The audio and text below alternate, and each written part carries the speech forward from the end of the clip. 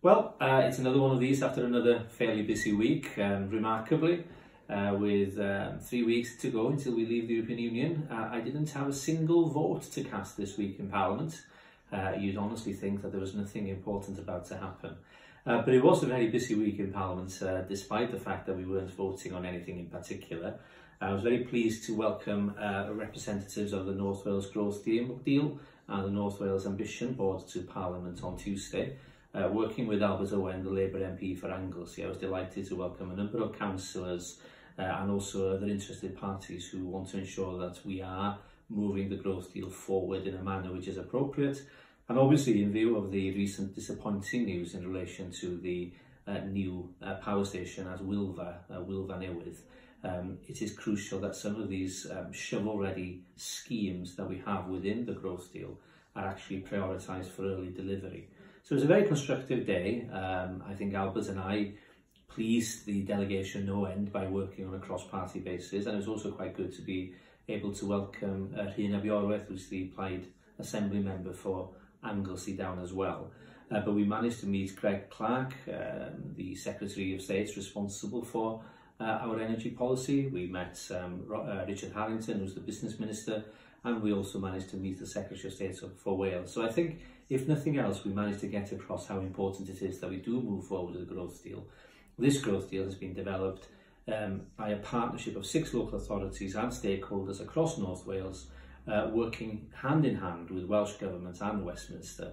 And all Albert and I were saying, and being supported by the delegation, was that in view of the decision in relation to Wilfa, we need to move some of these projects up the agenda and ensure that we get some of these projects working now, so that we can actually in due course come back and ask for some more support for the growth deal as we show the success of the projects that we've instigated. So it's a very good effort, and I think hopefully we will see a difference in due course for all of us here in North Wales. On Wednesday, I had an interesting meeting with a delegation of Austrian MPs.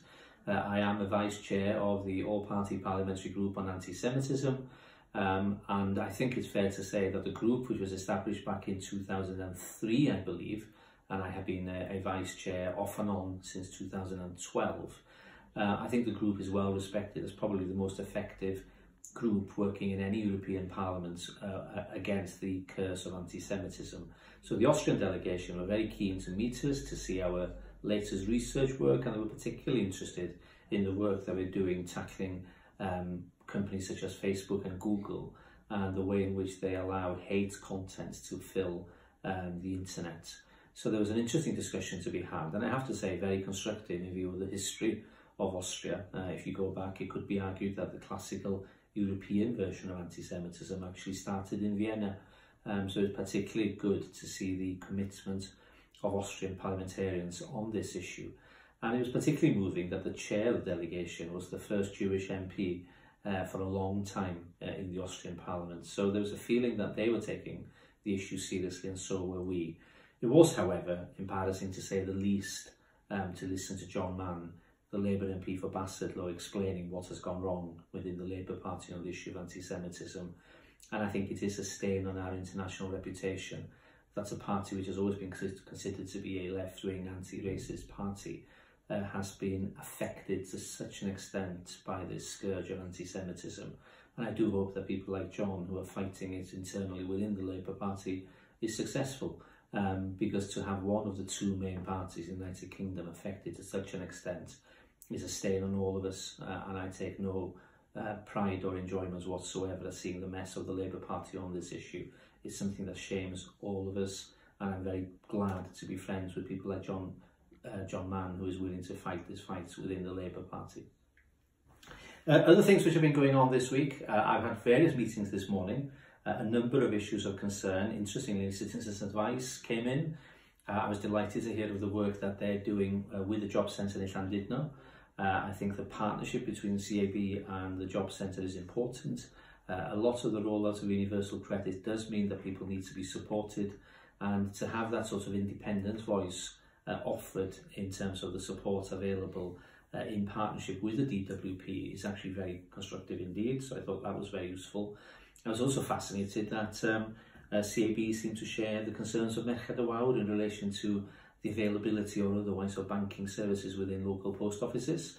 So in view of the fact that I need to respond to the Merched Awawr letter, which I mentioned last week, it was no bad thing to have CAB or Citizens Advice highlight the same concerns today.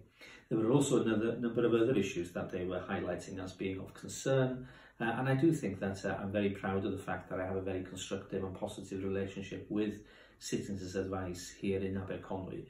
They do fantastic work, and I'm actually very pleased that they are now co-locating their Llanrwst services in the local library. They're already doing this in Penmaen Mawr, and I think that that has proven to be a success. The fact that they're now doing it in Llanrwst is also to be welcome. And I do hope that the increased visibility and accessibility of Citizens Advice services is something that we should all welcome. Finally, next week, as you know, is going to be a pretty important week in Westminster. As things stand, I think it's fair to say that the Prime Minister's deal looks to be in trouble.